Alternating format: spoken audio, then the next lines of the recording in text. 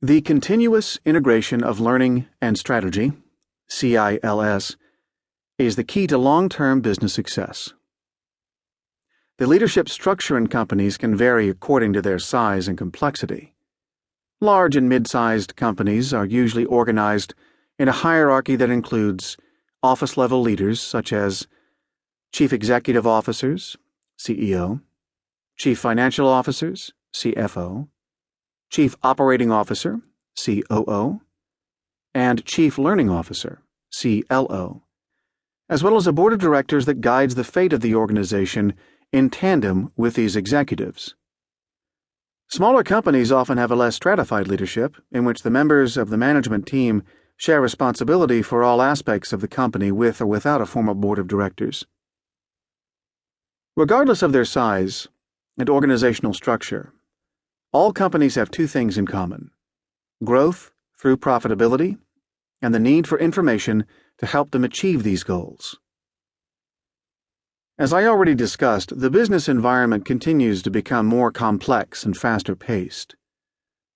The need for current information about market shifts, new technologies, and financial opportunities is paramount for survival and success.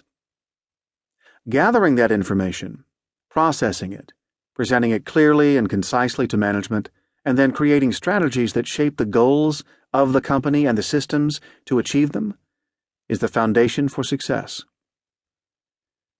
In larger to mid-sized companies, this function is usually the responsibility of the Chief Learning Officer in conjunction with human resources and other departments. In smaller companies, without the organizational resources and personnel to designate this significant role to executive-level divisions, the gathering of information is done on an ad hoc or even an event-driven basis by various members of the management team. For instance, market information might be acquired by the sales and marketing leaders, and financial information by the business managers. However, no matter what the internal leadership systems are, there will always be the need to address the initiative of CILS. Since this function is fundamental to the health of all companies and involves similar objectives, I will refer to its administration and application as being handled by the Office of the CLO.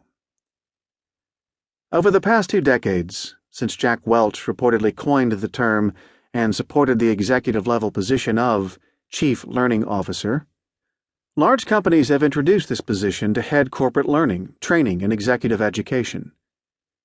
As the need for information and corporate learning initiatives grew, the importance of the Office of the CLO began to have an impact on the overall strategic goals of the organization.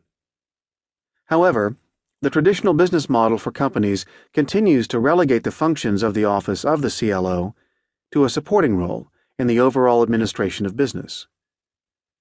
Whether it is the C-suite of larger companies or the scrappy founder of a smaller company, these leaders often consider CILS a soft function that is often difficult to implement and even more difficult to quantify in terms of impact. Allocation of funds is often problematic and not always sufficient to achieve a complete and dynamic CILS program. As a result of this long-held idea, the Office of the CLO has not been included in the strategic planning of the company.